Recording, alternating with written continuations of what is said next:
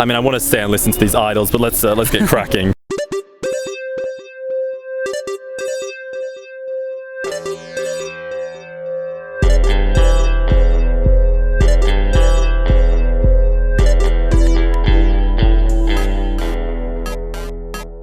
CIR. Hello and welcome to the first episode of Next Stop CIR. I'm your host Chris, and today we are in Harajuku, going to walk up to Shibuya Station, which probably take about 15-ish minutes, I don't know, give or take.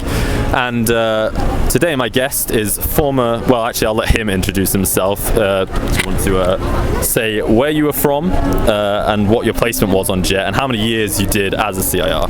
Hi, my name is Phil. I'm from the US and I was a CIR for 1 year in Ehime Prefecture. Right, so first thing I want to ask is what was the situation when you applied to be a CIR?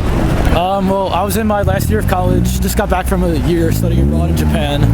And I had a lot of fun. I realized that I wanted to get better at Japanese. Yep. But I knew about JET at the time, but I didn't know about CIRs. I only knew about ALTs. So, I went on the website after I got back from my study abroad, was looking at, how do I apply for JET? And then I saw CIR and I was like, this looks perfect because it's like high enough Japanese that you're actually doing something interesting, but not so high that I would feel unqualified for the job.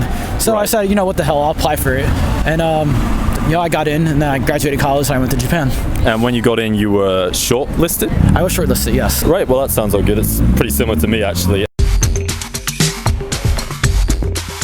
So one thing I wanted to ask though, because there is the small issue of having an interview, and when I had my own one, this section is called "You've talked a lot about pubs, ...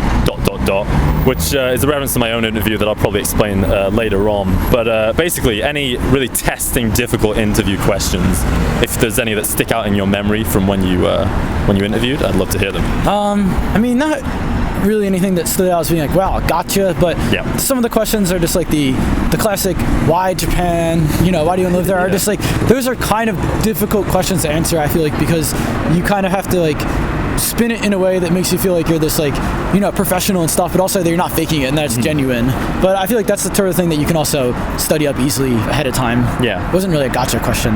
Yeah, I mean, when I did it, the reason it was pubs was because they kind of asked me a few questions in a row about Japanese and English culture and similarities. And I said sort of, I think pub and izakaya, which are the Japanese kind of pubs, are pretty similar. So maybe I do something, I think that's pretty similar, so that'd be cool. And they're like, what kind of event do you want to do? I was like, well, I do like a pub event. And then there was one former CIR on the panel, and she just switched into English and was like, so you've talked a lot about pubs. Do you actually know anything else about UK culture? So that was why... That's awkward. Yeah, that was why I went with that. So then the next question I wanted to ask was, this section is called Hopes and Dreams, and I just wanted to know what you were hoping for out of CIR. The number one thing I wanted to get out of CIR is some translation experience. Well, two things. From a job perspective, I wanted to get translation experience because during my year abroad, I'd really fallen in love with studying Japanese. I wasn't even a Japanese major in college. I never took it seriously until I went to Japan.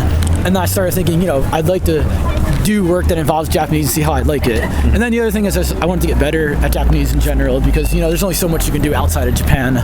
And so I thought that working in a Japanese office, speaking Japanese all day and stuff like that would just be like a really great, like a boot camp to get better at the language. And of course, live on the JET salary, make some money, and, maybe afterwards go to graduate school or find a new job in Japan or something. I was kind of just hoping to go along and see what would happen and take things as they go. So would you say in the US even, you said it's kind of hard to use, well, you wanted to use Japanese, so that's why you applied, but you would say in the US it's kind of hard to get a job that uses Japanese? I think getting an entry-level job in the US that uses Japanese is extremely hard unless it's like, oh, you're doing 90% of your work in English, but maybe you deal with Japanese customers sometimes.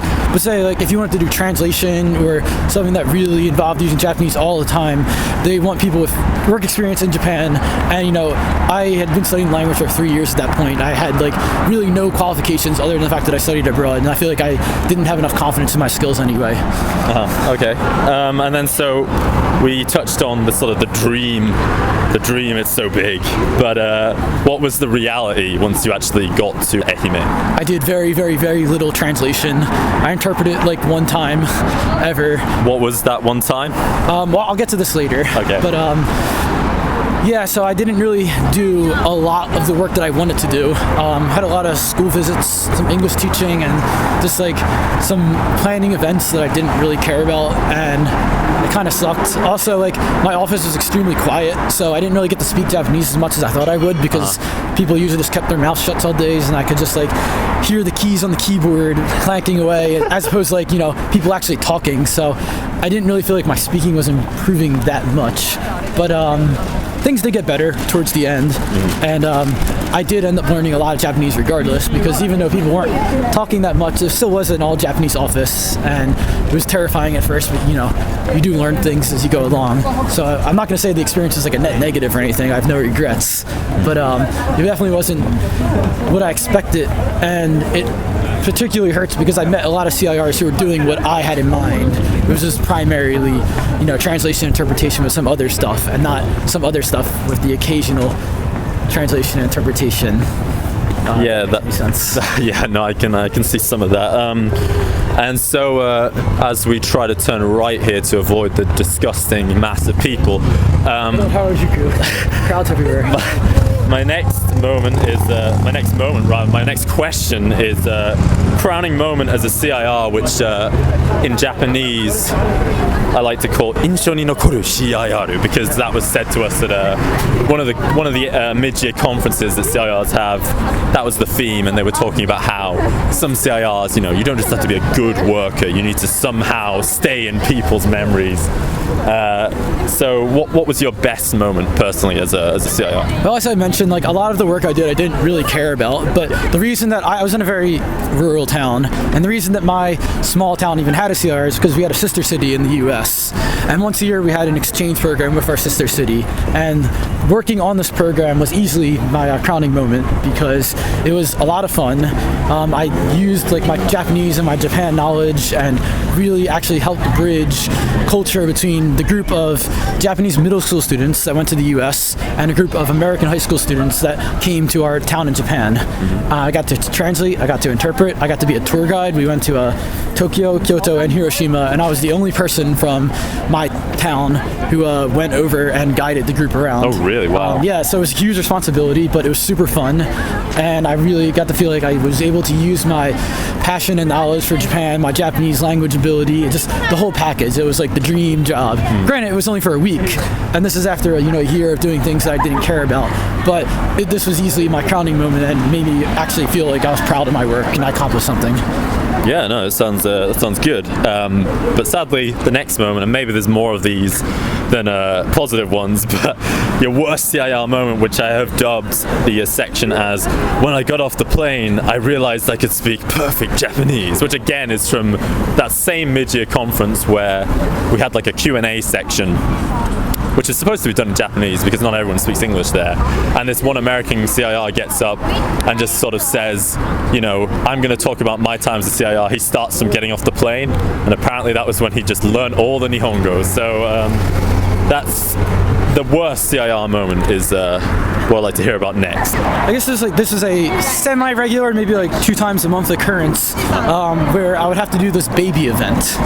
And now CIRs visiting small children is not terribly abnormal, and in a way it makes sense, because ALTs are supposed to be working with kids who have some English education, but when you're working with small kids, they don't speak any English, so speaking Japanese is actually important. But we're not talking about small kids here. We're talking about babies who were not even a year old yet, couldn't speak Japanese, let alone English. And so in my office, the town Yakuba, we were across the street from like the Kominkan, the public building basically, and they had this nursery that had like special events like once a week or so, and I would go sometimes, and the moms would be all there with their kids who are drooling and like, you know, crying and just peeing in their diapers, and they're like, speak English to the kids so they can learn English. Right. And it was just incredibly awkward, and like I hated it. It just felt like I was totally wasting my time, and like the moms are kind of staring at me because there was no structure either. So like I'm kind of like supposed to be playing blocks with these kids, but the kid doesn't like me, like the mom's staring at me, and I'm like, look mom, like I don't want to be here either, like this is my idea, this is really stupid, like who thought this was a good idea? And I did it several times, and people constantly were praising about how like great it was. Oh wow. Which just made me even angrier. Natural. Because I was like, I hate this so much. if there's a bright side to the story, it's that after I left, I talked to my successor a few weeks later, and she mentioned that it was one of her favorite parts of the job because she loves babies. So that was definitely sort of a personal preference thing. That works well, I guess. Yeah. If you love those babies there. I don't like babies, and I just felt like it was totally useless. And like, I was thinking, like, I studied Japanese. I worked so hard to get to do this. Yeah, kindergarten teacher. Yeah. What am I doing? Okay, so the next one I want to move on to is top CIR bants, is what I've called this section, which that's a bit of British English slang for banter, general good times. And basically I just wanted to ask, what was one of the greatest, sort of the most fun social events or kind of things you went to that also involved other CIRs, and that you only would have, you got to go to this because you were part of this network? Like, what was the most fun event you went to? Well, I think the first answer that comes to mind for a lot of people will be the CIR mid-year conference. If you don't know, all CIRs get to go to this mid-year conference in Tokyo, or Chiba to be exact.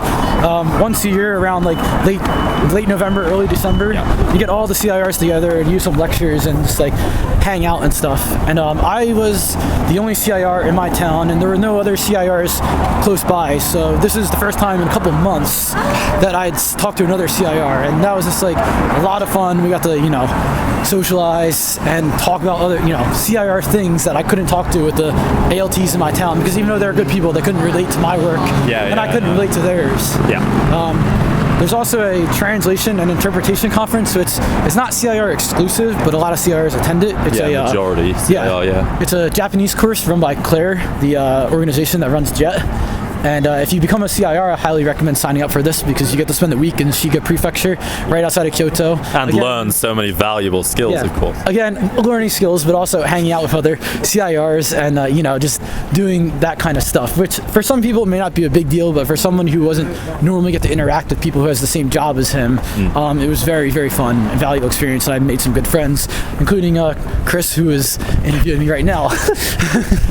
Thank you. Okay, so this is probably going to cover some of the things you've already said, but kind of positive. I wanted to know what kind of positives you've taken from having done the job. Obviously, there wasn't, there's some not so great moments, but overall, what have you taken from it all? Well, I mean, obviously, the biggest thing I think is that I got my foot in the door in Japan. You get the visa, you get the job, and all that. I also did learn a lot of Japanese, even though I was saying that I didn't feel like I was learning as much as I wanted to. Like, I still look at where I was the day I arrived in, Ehime, and the day I left Ehime, and I realized that I had really come a long way in that 1 year, and I think that was really valuable. And also, I think that not only just from a personal perspective, but just like in general as an adult, I just graduated from college and I got thrown into a job that I really disliked. And when you get pushed into these sort of circumstances, you do grow and you learn a lot more about yourself. And I feel like, especially compared to, say, people who graduate from college in their own countries and just go to work in their own countries, as opposed to on the other side of the world, dealing with the culture and language barriers as well. These sort of like super exiting comfort zone situations really teach you a lot, and you grow. And I feel like, it was a very valuable experience. Even though I was very unhappy at times, I wouldn't take it away. I'm glad that I did it. It's pronounced CIR. Yes. Okay, and have you got any advice for any future or potential people thinking of applying for CIR? Do you have any advice for them? Keep an open mind. There's a lot of different things you can do as a CIR. It's not just like, some people will be sitting at their desk doing translation all day. Some people will be making lots of school visits. A lot of people are somewhere in between. It's not necessarily a bad thing. It's very much a, depending on what your personal interests are and your ambitions, you might like or you might dislike what you end up doing. But I think that if you are good enough at Japanese to consider the position in the first place, and you think you want to do something related to Japan in the future, it's a really great stepping stone to future careers and, success. So I'd recommend it. Okay, and then the last question. Oh, that's a noisy train. It's not one of those quiet trains. My last question involves, as we get crowded out by people here, almost at Shibuya Station, I guess. Last question is, what kind of advice would you give to people on getting jobs in Japan? I titled this section, Gotta Have Those Kone, which Kone is connections in broken English Japanese. But what kind of advice would you give, and just generally about, if you talk a little bit about your experience trying to get a job after JET? Yeah, so obviously I live in Tokyo right now. I'm no longer a CIR. Getting a job in Japan after CIR work is both easy and difficult, I think. The biggest problem that a lot of CIRs run into is that, and I was guilty of this myself, is that they are very insistent on the JET contract system. And they say, well, I have a JET contract and it's going to run out in like July or August, so I'm going to wait until then. The problem is that for a lot of people, you're not just ending your job at that month. You're also possibly getting kicked out of your apartment. You may be trying to move to a city that is not the city or even the prefecture that you live in. You may have to worry about visa issues. And a lot of people dig themselves into a hole and give themselves a very, very small time frame to actually look for work. So the number one thing I would suggest is be willing to leave if you get an opportunity. Because, yeah, I understand that sometimes you will put your office in like trouble because they really needed you. And I'll admit that I did not leave early because I was afraid of ruining the Sister City Exchange program. And you're a very noble man, of course. Yeah, and I'm glad it all worked out, but it's kind of scary. I was very scared for a while that it wouldn't work out, and it's kind of a miracle that I managed to pull things off the way they did because the time frame was very short, and I had to do things such as fly to Tokyo 2 times to look for apartments and stuff. I had to get a new job, I had to buy furniture. Like, it's a very small time frame to do everything that needs to be done. And I feel like giving yourself more time and willing to be flexible with the schedule is probably the single biggest piece of advice I could give to an aspiring, job hunter in Japan who is already living here. And if you don't mind me asking, what do you do nowadays then? So I work at an IT company here in Tokyo, and I do a mix of like actual IT stuff, like solving computer problems as well stuff, along with some translation, interpretation, and just general work that requires me using English and Japanese because we are, we're in Japan obviously, but there's a lot of foreigners in my office and we deal with a lot of overseas clients, and so having language ability is very crucial.